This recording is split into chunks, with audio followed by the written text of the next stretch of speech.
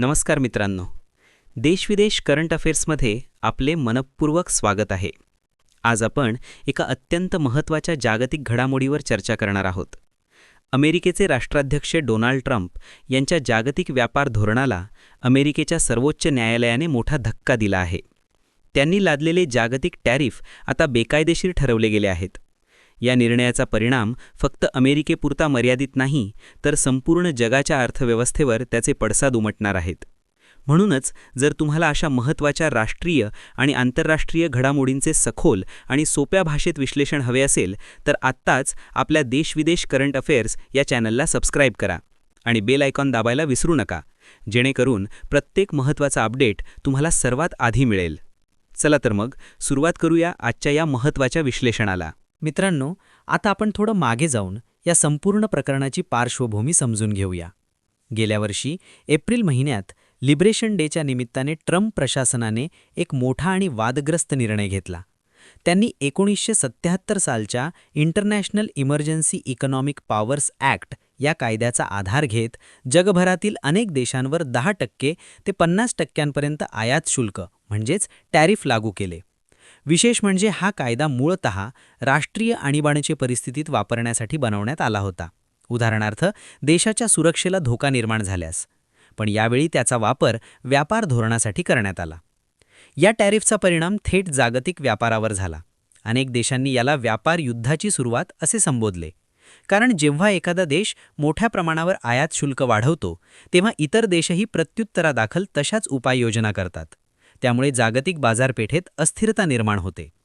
आर्थिकदृष्ट्या पाहिले तर या धोरणातून अमेरिकेने ऑक्टोबर अखेरीस तब्बल $108 अब्ज गोळा केले. ही रक्कम प्रचंड आहे आणि त्यामुळे अमेरिकेच्या तिजोरीला मोठा फायदा झाला.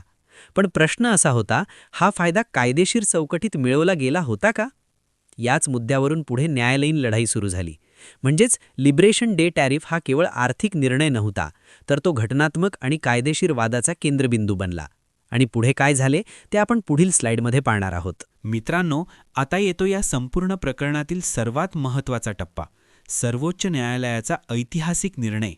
20 फेब्रुवारी 2026 रोजी अमेरिकेच्या सर्वोच्च न्यायालयाने 6 वर्सेस 3 अशा स्पष्ट बहुमताने ट्रम्प यांनी लादलेले जागतिक टॅरिफ रद्दबातल ठरवले. हा निकाल केवळ एका आर्थिक धोरणाविरुद्ध नव्हता, तर तो अमेरिकेच्या घटनात्मक चौकटीबाबत अत्यंत महत्त्वाचा संदेश देणारा होता. सरन्यायाधीश जॉन रॉबर्ट्स यांनी स्पष्ट शब्दांत सांगितले की राष्ट्राध्यक्षांनी IEEPA कायद्याचा वापर करताना आपल्या अधिकारांच्या मर्यादा ओलांडल्या. अमेरिकेच्या संविधानानुसार कर आणि व्यापार धोरण ठरवण्याचा मूलभूत अधिकार काँग्रेसकडे आहे. राष्ट्राध्यक्षांना तो अधिकार पूर्णपणे स्वतःकडे घेण्याचा अधिकार नाही. म्हणजेच कार्यकारी सत्तेवर कायदेशीर नियंत्रण ठेवणे हे न्यायव्यवस्थेचे कर्तव्य आहे आणि न्यायालयाने तेच केले. या निर्णयामुळे सत्तांमधील संतुलन म्हणजेच राष्ट्राध्यक्ष, काँग्रेस आणि न्यायव्यवस्था यांचे घटनात्मक तत्त्व पुन्हा अधोरेखित झाले. लोकशाही व्यवस्थेत कोणतीही व्यक्ती कितीही शक्तिशाली असली तरी कायद्यापेक्षा मोठी नसते, हा संदेश या निकालातून देण्यात आला. हा निर्णय जागतिक स्तरावरही महत्त्वाचा आहे, कारण अमेरिकेचे व्यापार धोरण अनेक देशांवर परिणाम करते. त्यामुळे हा निकाल केवळ अमेरिकेपुरता मर्यादित न राहता जागतिक व्यापार व्यवस्थेवरही प्रभाव टाकणारा ठरू शकतो. थोडक्यात हा केवळ एक न्यायालयीन निकाल नाही, तो लोकशाहीतील सत्ता संतुलनाचा आणि घटनात्मक मर्यादांचा पुनरुच्चार आहे. मित्रांनो, सर्वोच्च न्यायालयाचा निर्णय आल्यानंतर आता सर्वात मोठा आणि संवेदनशील प्रश्न निर्माण झाला आहे, $108 अब्ज काय होणार? ट्रम्प प्रशासनाने लादलेल्या टॅरिफमधून अमेरिकेने ऑक्टोबरपर्यंत तब्बल $108 अब्ज वसुली केली होती. पण आता न्यायालयाने हे टॅरिफ बेकायदेशीर ठरवल्यानंतर अमेरिकन कंपन्या सरकारकडे त्यांनी भरलेल्या सीमा शुल्काच्या परताव्याची मागणी करत आहेत. अनेक उद्योग संस्था आणि व्यापारी संघटना स्पष्टपणे सांगत आहेत की जर कर बेकायदेशीर होता तर तो परत मिळालाच पाहिजे. मात्र हा मुद्दा इतका सोपा नाही. अब्जावधी डॉलर्सचा परतावा देणे म्हणजे सरकारच्या तिजोरीवर प्रचंड आर्थिक ताण येऊ शकतो. परतावा कोणाला, किती आणि कोणत्या प्रक्रियेद्वारे द्यायचा, यासाठी स्वतंत्र कायदेशीर आणि प्रशासकीय प्रक्रिया लागणार आहे.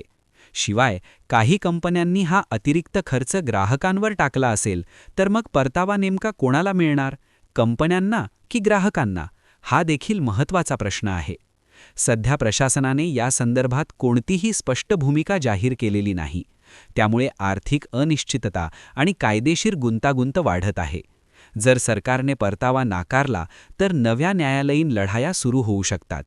थोडक्यात हा प्रश्न फक्त पैशांचा नाही, तो सरकारची जबाबदारी, कायदेशीर प्रक्रिया आणि आर्थिक स्थैर्य यांची खरी कसोटी ठरणार आहे. आता सर्वात महत्त्वाचा प्रश्न, या निर्णयाचा भारतावर नेमका काय परिणाम होणार? ऑक्टोबर 2025 पर्यंत ट्रम्प प्रशासनाने भारताकडून अंदाजे $487 दशलक्ष इतका टॅरिफ गोळा केला होता. याचा थेट परिणाम भारतीय निर्यातदारांवर झाला, विशेषतः वस्त्रोद्योग, अभियांत्रिकी उत्पादने आणि लघु उद्योग क्षेत्रावर. टॅरिफ वाढल्यामुळे भारतीय वस्तू अमेरिकन बाजारात तुलनेने महाग झाल्या आणि स्पर्धात्मकता कमी झाली. आता सर्वोच्च न्यायालयाने हे टॅरिफ बेकायदेशीर ठरवले असल्यामुळे भारतासाठी नवी परिस्थिती निर्माण झाली आहे. एकीकडे परताव्याचा प्रश्न उभा राहतो, तर दुसरीकडे भारत आणि अमेरिका यांच्यात प्रस्तावित असलेल्या अंतरिम व्यापार करारावरही याचा परिणाम होऊ शकतो. हा करार अजून अधिकृतपणे स्वाक्षरी झालेला नाही. त्यामुळे या निर्णयानंतर दोन्ही देशांमधील चर्चा नव्याने सुरू होण्याची शक्यता आहे.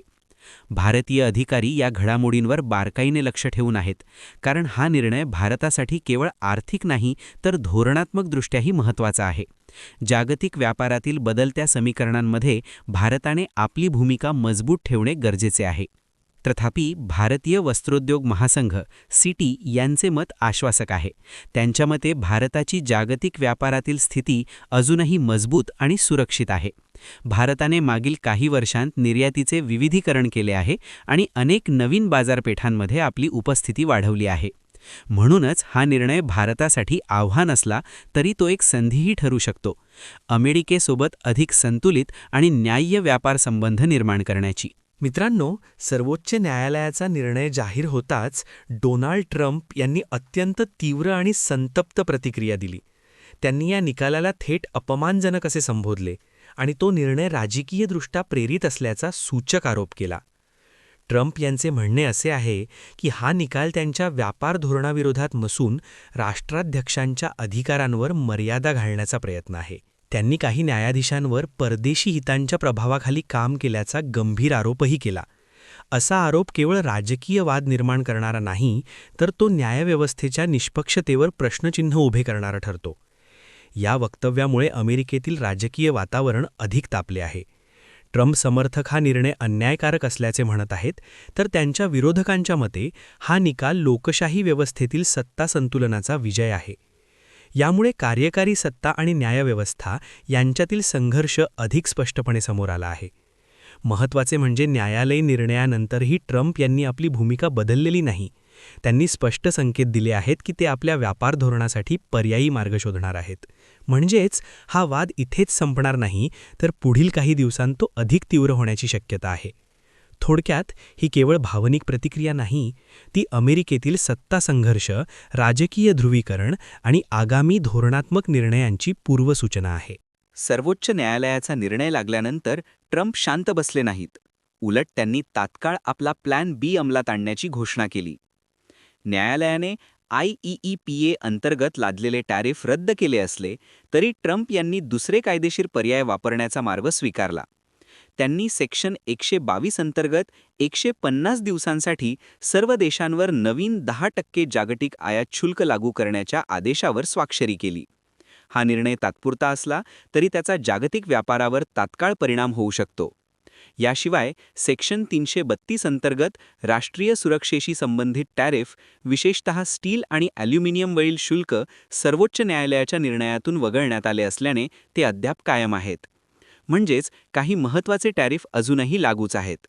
भविष्यात ट्रम्प सेक्शन 301चा वापर करून विशिष्ट देशांवर किंवा उद्योगांवर कारवाई करण्याची शक्यता आहे. हा कायदा व्यापारातील अन्यायकारक पद्धतींविरुद्ध उपाययोजना करण्यासाठी वापरला जातो. थोडक्यात सांगायचे झाल्यास न्यायालयाचा निर्णय हा ट्रम्प यांच्यासाठी एक धक्का असला तरी टॅरिफ धोरण संपलेले नाही. उलट त्यांनी नव्या कायदेशीर मार्गांनी आपली व्यापार रणनीती पुढे नेण्याचा स्पष्ट संकेत दिला आहे. म्हणूनच जागतिक व्यापारातील तणाव कमी होण्याऐवजी आणखी वाढण्याची शक्यता आता अधिक स्पष्ट दिसू लागली आहे. आता सर्वात मोठा आणि निर्णायक प्रश्न, जागतिक व्यापार युद्धाची ही तर फक्त सुरुवात आहे का? सर्वोच्च न्यायालयाचा निर्णय हा ट्रम्प यांच्यासाठी कायदेशीर धक्का असला तरी व्यापार संघर्ष इथेच थांबलेला नाही. European union, Britain, Canada, Mexico आणि भारतासह अनेक देश पुढील घडामोडींवर बारकाईने लक्ष ठेवून आहेत. कारण अमेरिकेच्या प्रत्येक निर्णयाचा परिणाम जागतिक बाजारपेठेवर होतो. जर नवीन टॅरिफ लागू राहिले तर इतर देश प्रत्युत्तरादाखल आपले शुल्क वाढवू शकतात.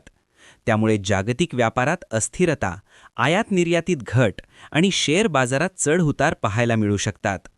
पुरवठा साखळी म्हणजे सप्लाय चेन पुन्हा विस्कळीत होण्याची शक्यता नाकारता येत नाही. यामुळे पुढील काही महिने जागतिक अर्थव्यवस्थेसाठी अत्यंत महत्त्वाचे ठरणार आहेत. हे केवळ अमेरिका आणि ट्रम्प यांच्यापुरते मर्यादित नाही, तर हे संपूर्ण जगाच्या आर्थिक संतुलनाचा प्रश्न बनले आहे. निष्कर्ष: हा निर्णय एक टप्पा आहे, शेवट नाही. जागतिक व्यापारातील सत्ता संतुलन बदलण्याची प्रक्रिया सुरू झाली आहे. पुढे कोणती पावले उचलली जातात त्यावर जागतिक अर्थव्यवस्थेचे भवितव्य ठरणार आहे. जर तुम्हाला अशाच महत्त्वाच्या राष्ट्रीय आणि आंतरराष्ट्रीय घडामोडींचे सखोल, स्पष्ट आणि विश्वसनीय विश्लेषण हवे असेल तर आत्ताच आपल्या देश-विदेश करंट अफेअर्स या चॅनलला सबस्क्राईब करा. बेल आयकॉन दाबायला विसरू नका, जेणेकरून प्रत्येक महत्त्वाचा अपडेट तुम्हाला सर्वात आधी मिळेल. आपला पाठिंबा आमच्यासाठी अत्यंत महत्त्वाचा आहे. धन्यवाद.